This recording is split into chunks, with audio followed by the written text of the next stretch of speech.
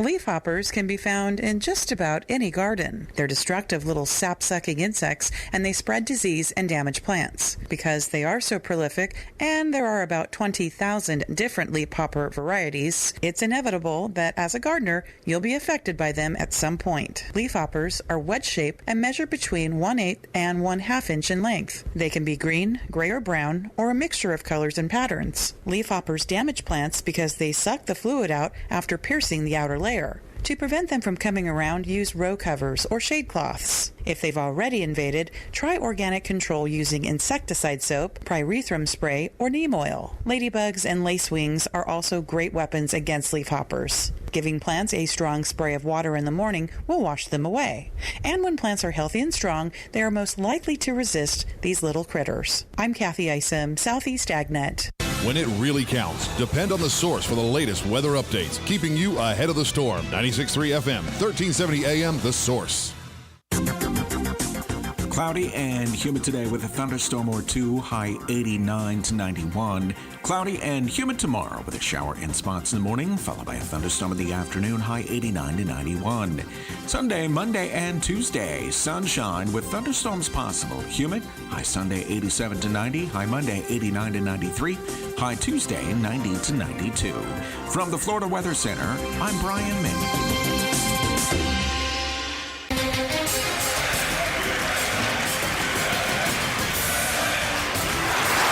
Some would say that this country is in the toilet.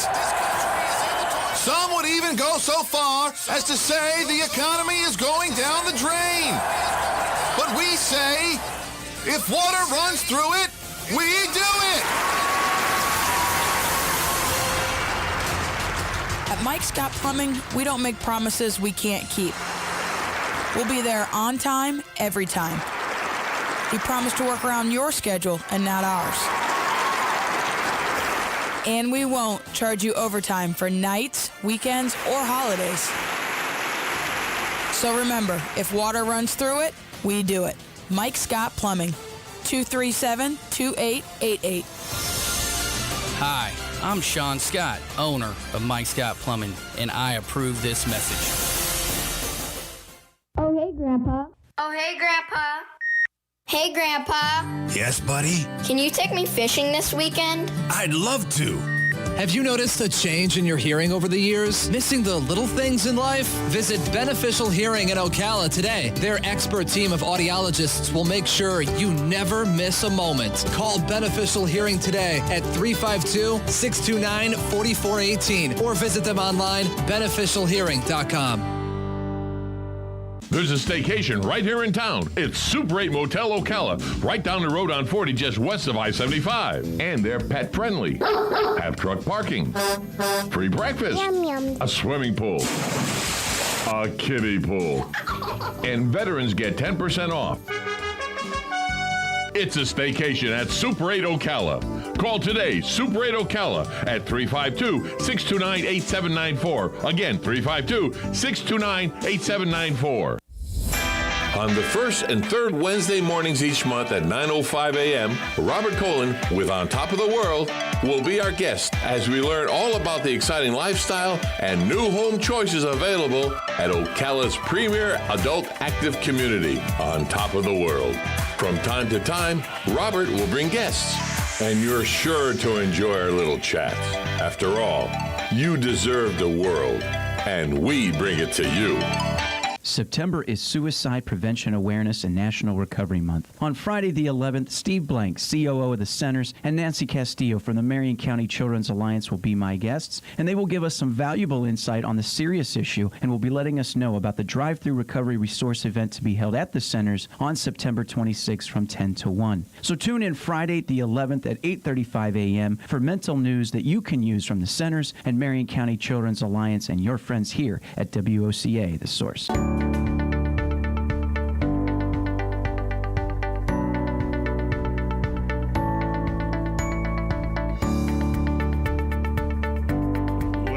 Welcome back to AM Ocala Live. I'm Tom Schmitz, filling in, not admirably, but filling in, as it were, for Adam, who is on vacation, took a little vacation. In the studio with me is the owner, operator, chief maintenance guy, floor sweeper, Keep going. computer keyboard cleaner. Keep going. Well, I don't do that too well, but yeah. Well, nobody seems does because there's a study that says your computer keyboard is 5 times filthier than your toilet seat at home. When I spray mine, when I shut it off, I spray mine. I disinfect it, so it's okay. I spray mine all the time talking. No, wrong kind of spray. Wrong kind of spray, my good man. Wrong kind of spray. So we're talking about wacky. We got Joe in the studio because we're talking about wacky stories. Here's one for you, a little off the cuff, just off the wacky, which means I'm Italian. No. So I talk with my hands. You do. Right. I sprained my wrist and I stuttered for a week. Uh-huh. Instead of boom boom. Yeah. But did you ever notice someone sitting on a bench or sitting next to a tree or under a tree and they have their cell phone in their hand? Yes. And a lot of people, it looks like this, they're holding like a slice of pizza. They're going to eat the damn thing. Yeah, they got it like a piece of pie that they're going to eat. Right. And they're talking away. So let's say that the phone's in their left hand. Their right hand is going left and right and up and down. Who can see them? Nobody. But your hand's still going. Well, you don't know. They could be FaceTiming. Not all of them. They could be, though. If you they don't are, know. well, if they're holding like a pizza, then the people are looking at the sky. It's a beautiful sky. It is, yes. Yeah. Beautiful sky. You're right, though. The people, see how demonstrative people are with their hand gestures and all when they're talking on the phone? Like somebody could see. You know what I do? I talk on the phone like that. But my whack job phone call is no matter what I'm doing. And it doesn't happen if I'm at work or something. If I'm in the office or something, it doesn't happen. But if I'm at home and get a phone call, I pace. Oh, excuse me. I walk the entire house. While you're talking? While I'm talking. And you're carrying the phone with you? Oh, carrying the phone with me, and I'm pacing through the bedroom, out of the bedroom, into the living room, out of the living room, into the kitchen, out of the kitchen, into the den, out of the den, into the extra bedroom, out of the extra bedroom, onto the back porch, back out. And I mean, I'll be on, my girlfriend laughs at me. She's like, you're on that phone for 35 minutes. You got your steps in. Yeah. They may have just the opposite. I lean back in my recliner, put it on my chest, and I talk. See, I would fall asleep. Oh, I'm not while you're talking. No, to the morons I talk to on a regular basis. Oh yeah, I'm walking around to stay awake. Okay, pal. But the conversation's not stimulating. Oh, it's you think that the Seinfeld show was about nothing? You should listen to some of my phone calls. So tell me about your wacky story then. It's from Russia. First off, Russia. You know what makes me happy about this story? Tell me about Russia. Yeah. Is it's not from Florida. That's the first thing. Oh yeah. That's the first thing. Yeah. Usually you hear these stories and you go, please don't be from Florida. Please don't. Dadgummit, he's from Florida. Right. Yeah. Who knew Williston? You know what I mean? Stuff like that. In Russia, police were called to the scene of a rear-end accident. We're talking about cars here, people. Oh, okay. Cars. Police knew the driver well. Really? Okay. They'd been to 5 of her previous accidents. How long? 18 months. Oh, gee.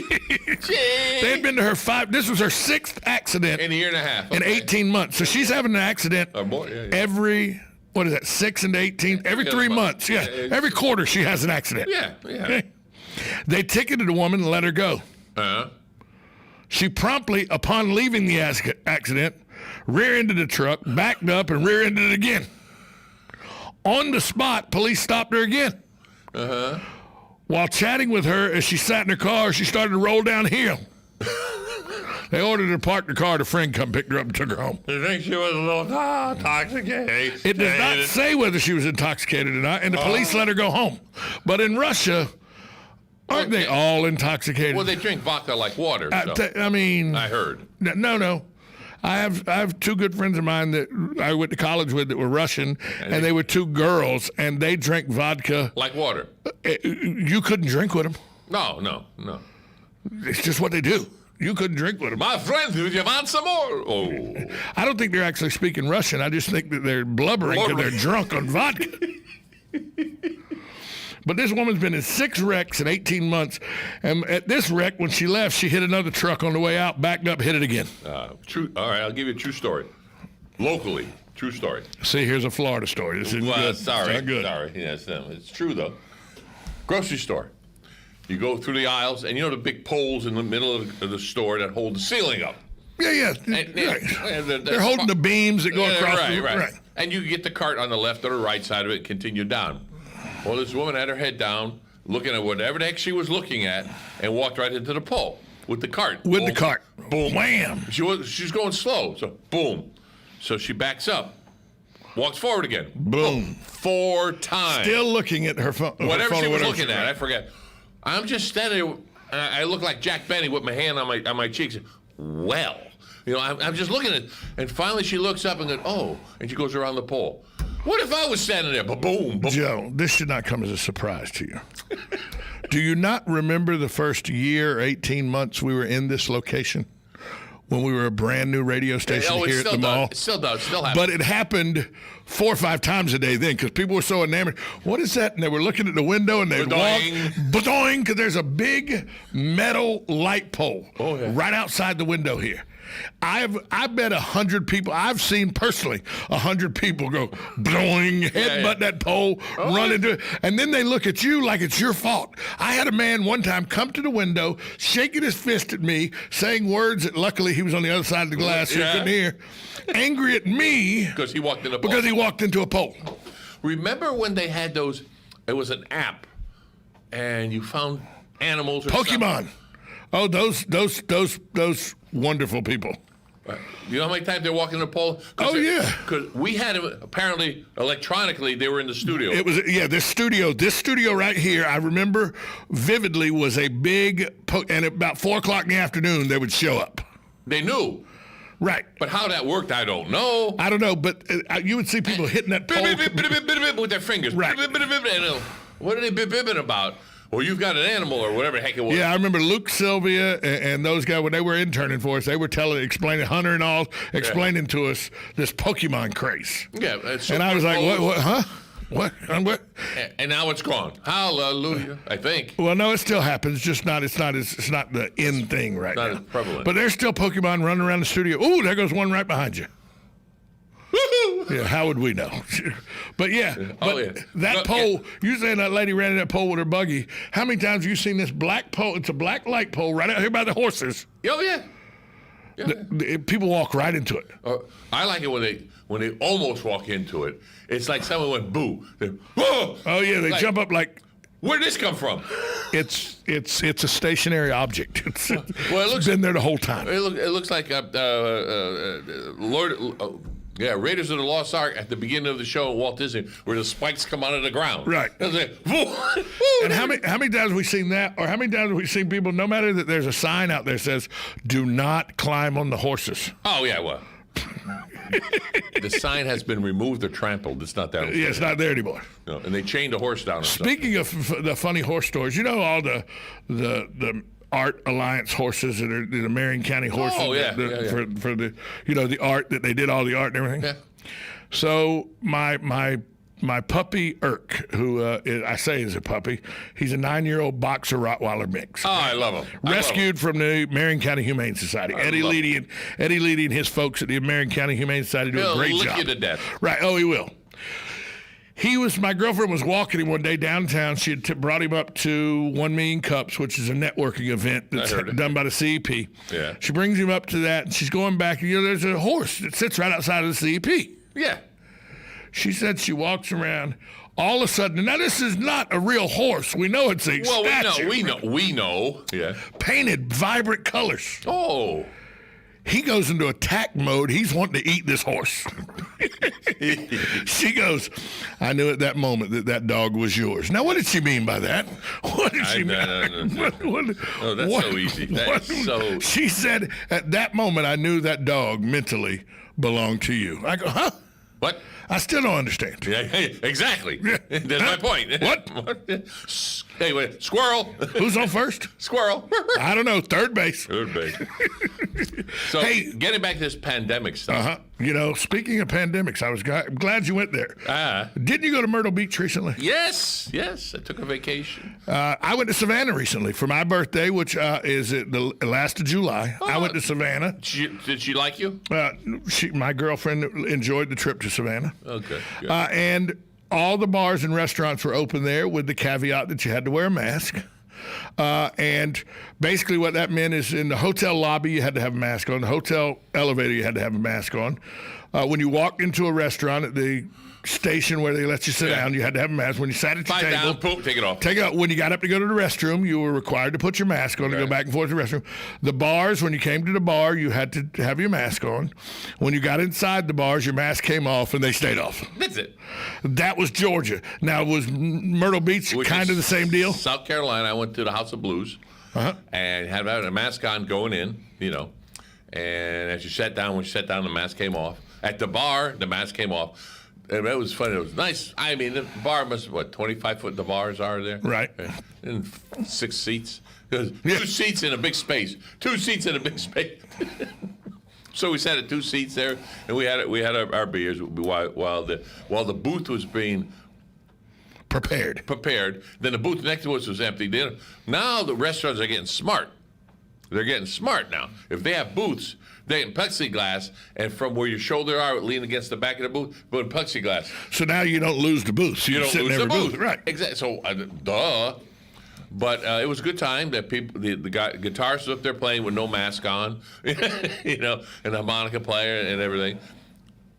And I sat there, and my rule of thumb is I'll put the mask on coming in, I'll play the fake rule, and I'll sit down, I'll eat, and if I have to go to the bathroom, I'll carry it in front of my face. And I go. But when it's time to leave, I pay the check and I put the mask in my pocket, and then I walk out. I am sorry. Most likely you'll never see me there again. And if you do, oh well, I'm walking out without a mask. What are you going to do? Kick me out? No, I'm walking out. Did I need the mask in the first place? In my opinion, no.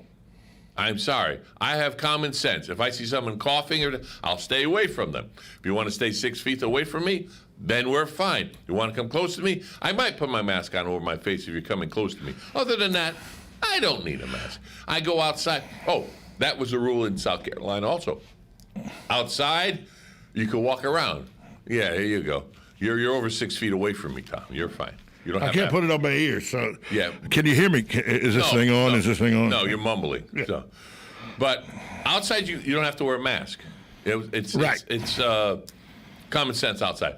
But all the signs in all the stores, everywhere, Myrtle Beach, you must, and it's rated like this. I'll paraphrase, but you must have your mask on prior to entering. In other words, you can't enter, then put it on. Oh, no, you got to put it on the outside, then walk in.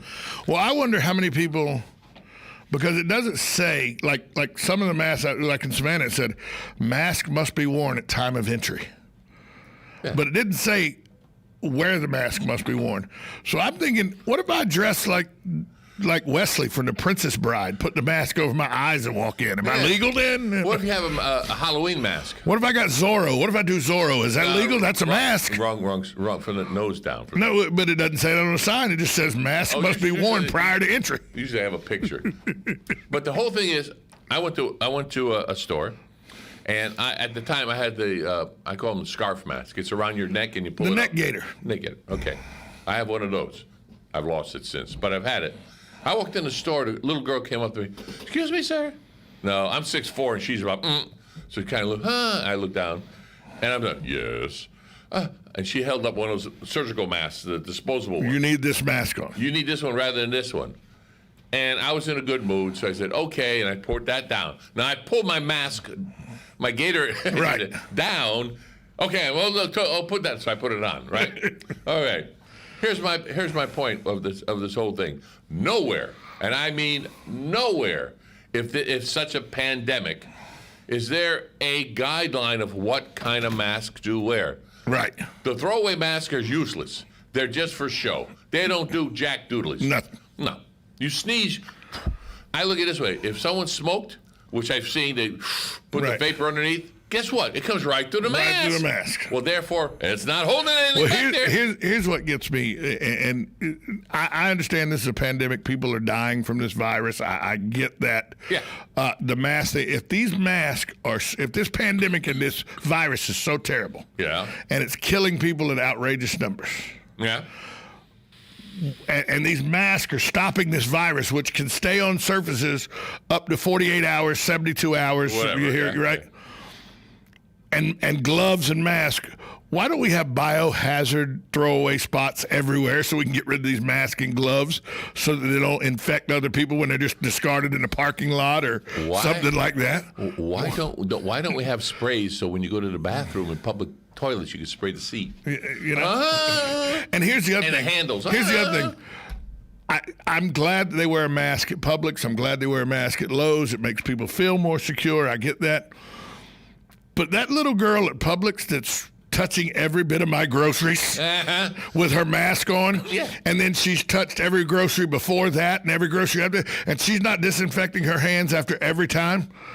How much is she really not helping me get the virus? There was a doctor said, you walk into Lowe's or Publix and you're wearing your mask, right? What do you do when the first thing you get outside?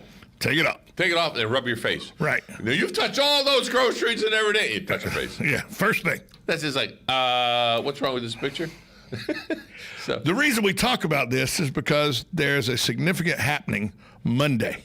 The 15th? The 15th. No, I didn't hear anything about it. Tell me about it. Florida bars can reopen at 50% capacity across the state starting Monday, and restrictions on restaurants can be eased soon, according to a statement by Governor Ron DeSantis. The announcement came Thursday evening, hours after Governor DeSantis had said a decision about bars were coming very soon, and he preferred that every business be up and running. Regarding restaurants, DeSantis said, we understand the remaining obstacles, and we're going to tackle those. This is the remaining piece. The state of emergency cannot last forever. Now, of course, Miami-Dade and those counties down there said, not us. We're not letting bars open.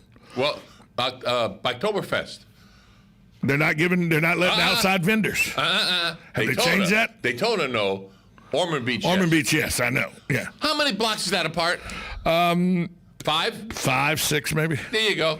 And Iron Horse, one of the world-renowned motorcycle places in all the country, is in Ormond. You know.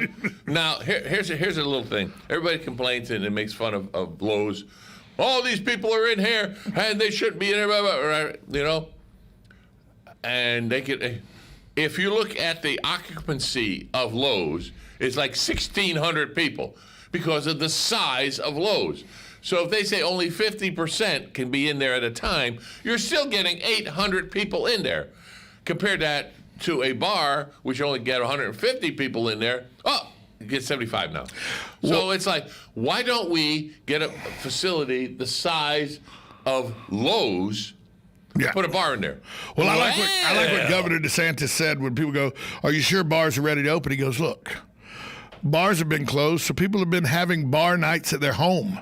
It hasn't stopped people from hanging out and drinking in large crowds. They're just doing it in their homes now instead of bars. And we're costing the economy at the same time. Exactly. What's happening to all the poor businesses? Exactly. So bars, coming Monday, bars will open at 50% capacity. And I knew this was going to happen, and here's why. 50% of what, though? 50% of what their capacity is.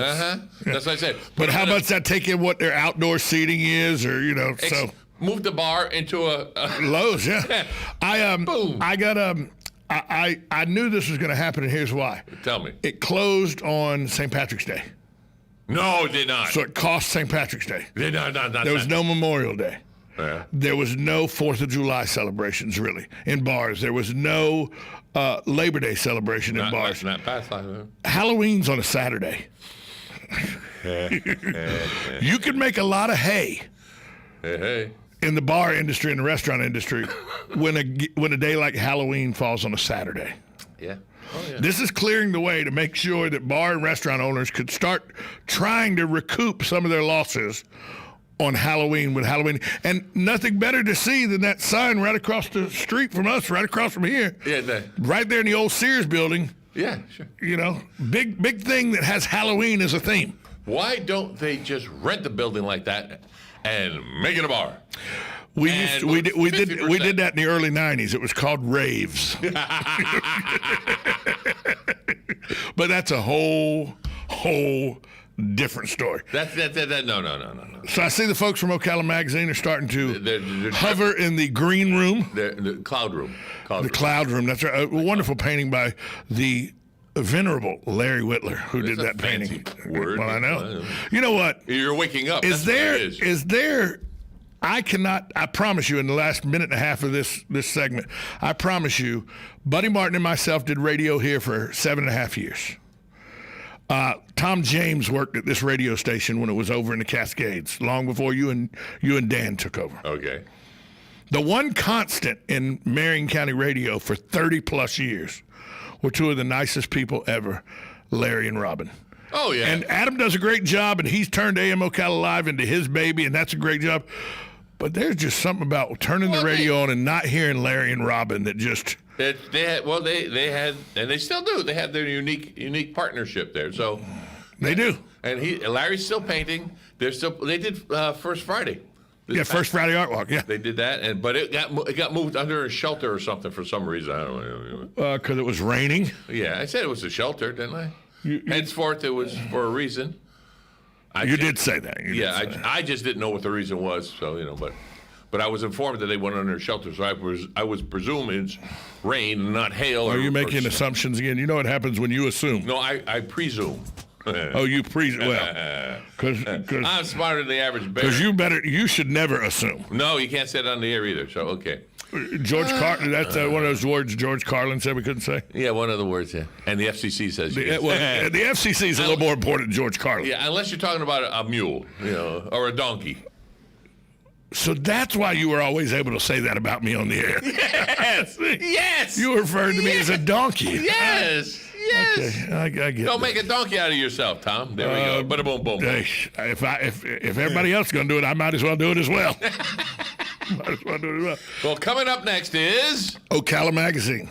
The 10:35 they'll be on, and then at 11:05, what is it? It's a conservative watch. Is that Conservative Watch Hour? Conservative Watch Hour. Does that mean they're conservative going to look at their watches? And very. We'll go there. Okay. Annie Delgado will be there, and Ann. Don't go get mad at me, Ann Steele. I can't. Her name went out of my brain. It's broadcasting from the Paddock Mall Studios. This is WOCA, Ocala, Gainesville, The Villages. Fox News, I'm Chris Foster. It was 19 years ago this morning that hijacked planes crashed into the World Trade Center in New York, the Pentagon in Washington, and a field in Shanksville, Pennsylvania.